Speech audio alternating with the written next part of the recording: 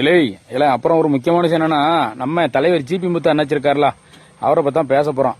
அவரை பற்றி என்ன விஷயம் பேச போகிறோம் தெரியுமா?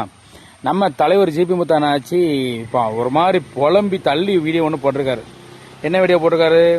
இப்போ அதாவது எல்லாம் நான் இந்த ஃபீல்டுலேயே சோசியல் மீடியாவிலேயே ஆக கழுசற பையன் நான் தான் அப்படின்னு ஜிபி முத்து அண்ணாச்சியே ஒத்துக்கிட்ட அளவுக்கு பேசிக்கிட்டார்.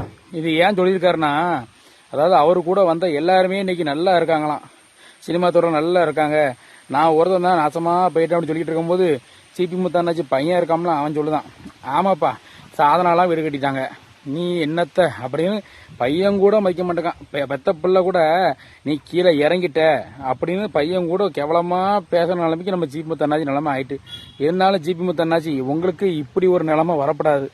ஆமாம், ஏன்னா நீங்கள் ஒரு நல்ல கலைஞர், எத்தனையோ பேரை நீங்கள் சிரிக்க வச்சிருக்கீங்க. இப்படி சிரிக்க வைக்கும்போது திடீர்னு டவுனில் போகும்போது அப்போல போனால் டவுனில் போனால் பெத்த பிள்ளை கூட மதிக்காதீங்க, கட்டின மனைவி கூட மதிக்க மாட்டாங்க. அதுதான் உண்மை. அதுக்கப்புறம் இன்னொரு முக்கியமான விஷயம் என்னென்னா, நீங்கள் ஆரம்பத்துலேருந்து வீடியோ போட்டுக்கிட்ட இந்த மாதிரி லெட்டர் வீடியோ அப்படி இப்படின்னு போட்டு மக்கள் என்டர்டைன்மெண்ட் பண்ணால் மக்கள் உங்களை மறக்க மாட்டாங்க. இப்பவும் மறக்கலை, ஆனால் நீங்கள் அதை தக்க வைக்காம விட்டுட்டீங்க.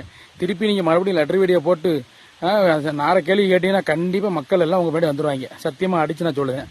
ஏதாவது ஒன்றில் நிலைச்சிருங்க அண்ணாச்சி, எல்லாத்தையும் விட்டுட்டு எல்லாம் வெறுமனே நிற்காம நிற்கி. அதுக்கப்புறம் இன்னொன்று சொல்லிக்கிறேன். அப்புறம் ஜிபி முத்து அண்ணாச்சி இப்போ சோசியல் மீடியாவில் ஒரு வீடியோ வைரலாக போயிட்டு இருக்கு. என்னன்னா, நம்ம எதிர்கட்சி தலைவர் அண்ணன் உதயநிதி ஸ்டாலின் கைது பண்ணாங்களா, அதுக்கு நீங்கள் ஏற்கனவே முன்னாடி சிக்காவை திட்டின வீடியோ இருக்குல்ல, அதை எடிட் பண்ணி நீங்கள் உதயநிதி ஸ்டாலின் அவரை திட்டுற மாதிரி எடிட் பண்ணி எந்த சண்டாளனோ வச்சு செஞ்சுட்டான் நீங்கள் திட்டுற மாதிரி.